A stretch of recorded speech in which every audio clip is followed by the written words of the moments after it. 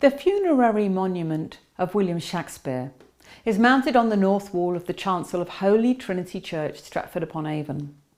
It includes a carved figure depicted from the waist up, with his hands resting on a small cushion, holding a quill in his right hand and a piece of paper in his left. He is clearly depicted writing, though J. Dover Wilson, a Shakespearean critic and biographer, described the effigy's demeanour as that of a self-satisfied pork butcher.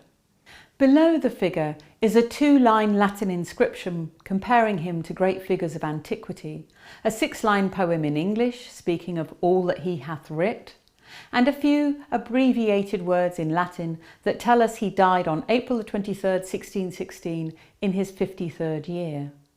Since Leonard Digges refers to thy Stratford monument in his first folio poem, we presume it was erected sometime between 1616 and 1623, most likely when the chancel was refurbished in 1621-2, since it is built into its wall. Both of William Shakespeare's daughters were alive and living in Stratford at this time, as was his wife Anne, so we can presume it was a reasonable likeness of him. For many people, this is proof enough that William Shakespeare of Stratford upon Avon was the author of the works attributed to him. However, there are a number of peculiarities about Shakespeare's monument and the tomb in the floor of the church just beneath it, which is said to be his. The tomb itself bears no name, just 4 lines of doggerel threatening a curse upon anyone who moves my bones. They make a poor quality epitaph for the nation's most famous writer to pen for himself.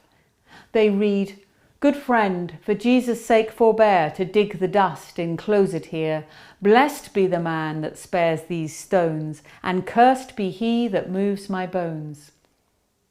If this isn't puzzling enough, the earliest engravings of the funerary monument look nothing like the one we currently know, and it has long been theorised that the monument was substantially altered from its original state.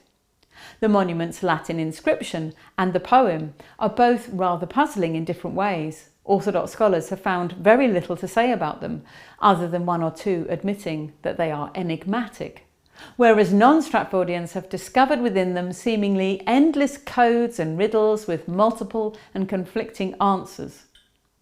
In this section, we'll aim to unpick the major issues surrounding Shakespeare's grave and monument. But before we get on to the monument itself, we should look at a poem about the monument.